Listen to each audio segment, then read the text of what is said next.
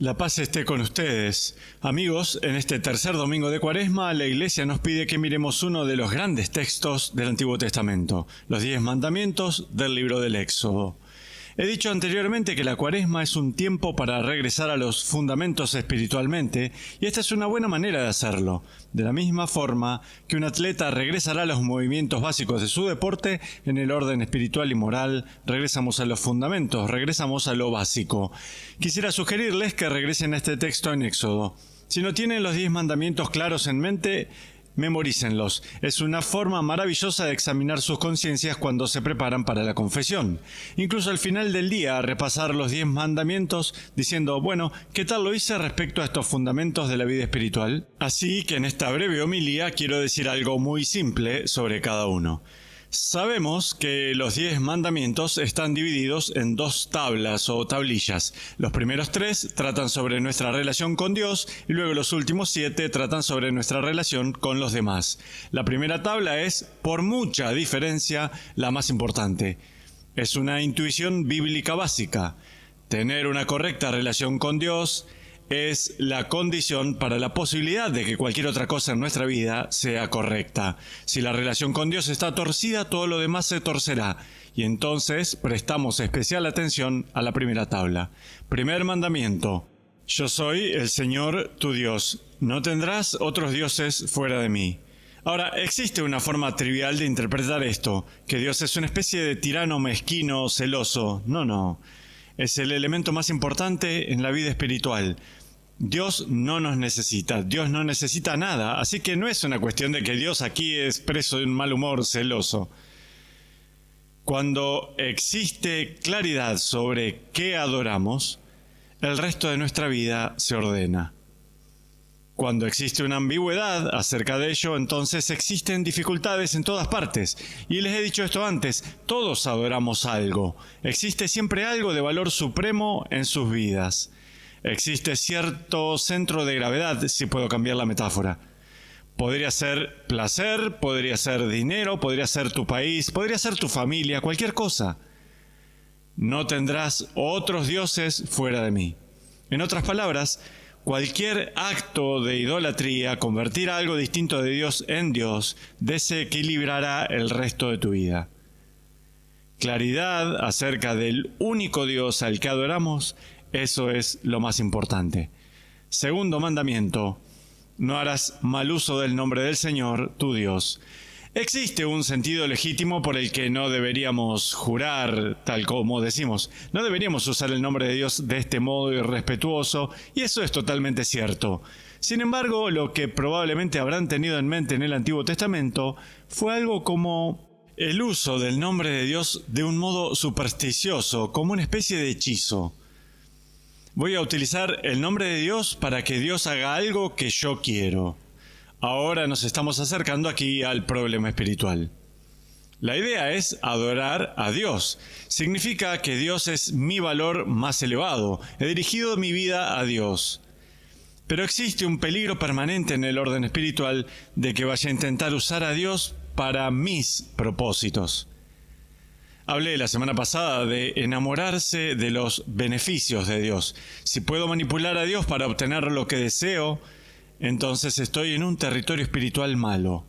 Así que no hagas mal uso del nombre de Dios. Significa no creas que alguna vez podrás manipular a Dios o poner a Dios a prueba. No. A veces Dios nos pone a prueba. Escuchamos eso con Abraham la semana pasada. Lo vimos con Job. Pero nosotros no ponemos a Dios a prueba, no utilizamos su nombre como una especie de hechizo manipulativo. Tercer mandamiento, acuérdate de santificar el sábado. Qué fundamental fue esto para los israelitas de la Biblia, el Sabbat. No solo el día de descanso, sino el día de adoración. El día en que nosotros, de una manera corporal, concreta, consciente, ordenamos nuestras vidas a Dios a través de la práctica ritual. Pienso que cada parte de eso es importante. Es muy fácil convertirlo en abstracto. Sí, creo en Dios, tengo en mente esta idea de Dios. Bueno, eso no es suficiente. Sí, Dios es el valor central de mi vida. Sí, pero ¿lo expresas y lo manifiestas ritualmente? Vean, si fuéramos ángeles, eso sería suficiente. Simplemente tendríamos esta especie de noción clara. Pero no somos ángeles, somos espíritus encarnados, tal como escuchamos un par de semanas atrás. Por lo tanto, para que mi alabanza a Dios se convierta en auténtica, tiene que ser expresada de esta manera disciplinada y regular y ritualizada. Quisiera postularles que la deserción de tantos del cuidado de Sabbat en la cultura occidental ha sembrado el caos. Que cuando dejamos de manifestarnos y manifestarles a los otros que en verdad adoramos a Dios, las cosas tienden a desmoronarse. La prueba es, oh sí, creo en Dios, oh sí, Dios es lo más importante. Bueno, muéstramelo. ¿Cómo luce eso en tu vida? Acuérdate de santificar el sábado. Ahora, esa es la primera tabla, los primeros 3 mandamientos referidos a nuestra relación a Dios, nada es más importante. Ahora, la segunda tabla, los 7 restantes, se refieren a nuestra relación con los demás. Ahora, ¿por qué? Bueno, porque si están en contacto con Dios, que es amor, ese amor va a surgir a través de ustedes hacia el mundo. Así es como funciona. Cuanto más estén conectados con Dios, en mayor medida ese amor fluirá a través de ustedes al mundo. 4º mandamiento.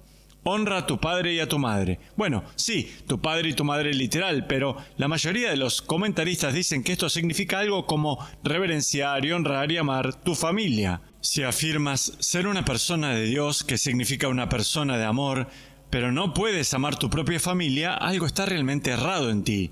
Si no puedes amar a aquellos que son más cercanos y queridos, bueno, entonces, ¿cómo amarás a alguien más? Así que comenzar en casa, comenzar por aquellos que son más cercanos y queridos. Por supuesto deberíamos amarlos. 5º mandamiento. No matarás. Probablemente la mejor traducción, o una mejor traducción, no cometerás homicidio, porque hay excepciones. Hablamos de guerra justa y autodefensa y demás, cuando matar podría ser moralmente justificado, pero no deberías cometer homicidio. Ahora, sé que la mayoría de los que me escuchan, espero esto sea cierto, no son asesinos, no tienen ninguna intención de asesinar a nadie, pero no es el caso que el asesinato no sea un problema en nuestra sociedad. ¿Qué sucede con los 60 millones de abortos desde que se sancionó Roe vs. Wade? ¿Qué sucede con los homicidios casi habituales que se suceden en las calles de nuestras grandes ciudades? ¿Qué sucede con las leyes de eutanasia, etcétera, etcétera? Existe una indiferencia creciente hacia la vida en nuestra sociedad. Juan Pablo II la llamó la cultura de la muerte. Así que necesitamos estar atentos frente a este problema de indiferencia de la dignidad de la vida humana. No matarás. 6º mandamiento, no cometerás adulterio. Sé que todo el mundo piensa que la iglesia está obsesionada con el sexo y todo eso. Bueno, noten que no llegamos hasta los temas sexuales hasta el 6º mandamiento. Así que, si fuera el mandamiento número 1, pero miren, ¿alguien duda que el adulterio, que la ruptura de un voto matrimonial, la infidelidad con tu cónyuge, es una fuente de daño enorme? Y me refiero dentro de las personas involucradas y en aquellos que están alrededor. Tienen que ser ciegos para no ver los efectos nocivos de la infidelidad y la descomposición del matrimonio y la familia y todo eso. No le digan a alguien que haya estado en un ministerio pastoral que este es un problema menor. Bueno, los autores bíblicos conocían eso muy bien. Y si la familia es el bloque constructivo de la sociedad, entonces nuestra sociedad entera sufre por el adulterio. Así que la iglesia dice, deténganlo. 7º, no robarás. He hablado con gente, nunca me ha sucedido a mí, gracias a Dios, que les han saqueado sus casas. Llegan a sus casas, se dan cuenta que allí ha estado un ladrón. Cuando te roban algo, hay algo que es singularmente horrible en esa experiencia. Cuando te quitan algo, es un acto tan agresivo, violento, invasivo. En ese sentido es una de las cosas menos amorosas que se pueden hacer. Si amar es desear el bien de los demás, robar es quitar el bien a alguien. Por eso es una violación al amor. Ahora, existe esa clase de robo directo, alguien que irrumpe y comete el hurto, pero sabemos, compañeros pecadores, existen muchas formas de robarle cosas a la gente. Un montón de formas en que les robamos cosas buenas, ya sea su reputación. Observen cómo le enriquecemos la vida o le quitamos vida a la gente. ¿Insuflamos vida en una habitación o succionamos vida de una habitación? Esa es una forma de robar, me parece a mí. 8.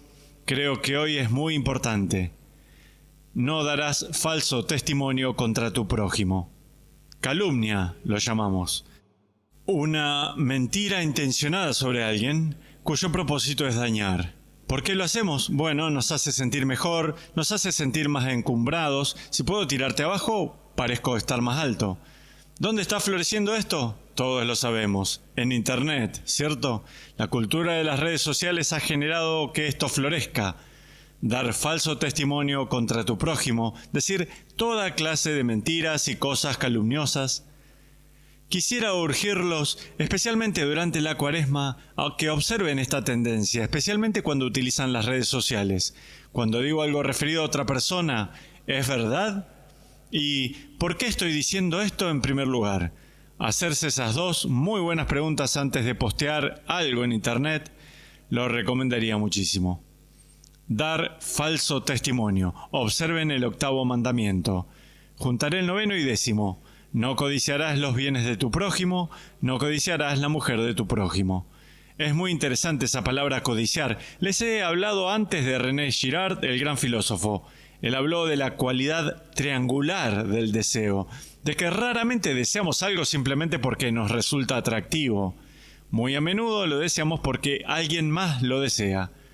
¿Por qué ese objeto me resulta tan atractivo? Bueno, porque esa persona lo desea y su deseo de aquello despierta el deseo en mí por esa cosa. Observen esto. La mayoría de las publicidades están basadas en ese principio. ¿Por qué deseo ciertas cosas? Bueno, descubro que cierta persona famosa lo desea. Observen a dos niños jugando. Un niño es indiferente a un juguete hasta que su amigo aparece y entonces lo quiere. Pueden ver que lo que descubrió Girard es que la fuente de muchísima tensión y violencia en nuestra sociedad es esta cualidad triangular del deseo. Bueno, la Biblia sabía de eso desde mucho tiempo antes que René Girard. No codicies la mujer de tu prójimo y no codicies los bienes de tu prójimo.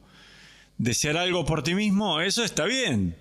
Pero paren de meterse en estos conflictos miméticos, triangulares. Observen cómo deseamos. Me gusta la vieja palabra codiciar, es buena allí porque suscita algo fresco en nuestras mentes. Observen cómo codician cosas. ¿Por qué desean las cosas que desean? ¿Es porque alguien más las desea? Si es así, estamos en un camino directo al conflicto y al caos. De acuerdo, ese es un recorrido breve y rápido en 13 minutos a través de los 10 mandamientos. Quisiera urgirlos, la Cuaresma es un gran tiempo para ello. Regresen al libro del Éxodo, encuentren este texto, repasen estos 10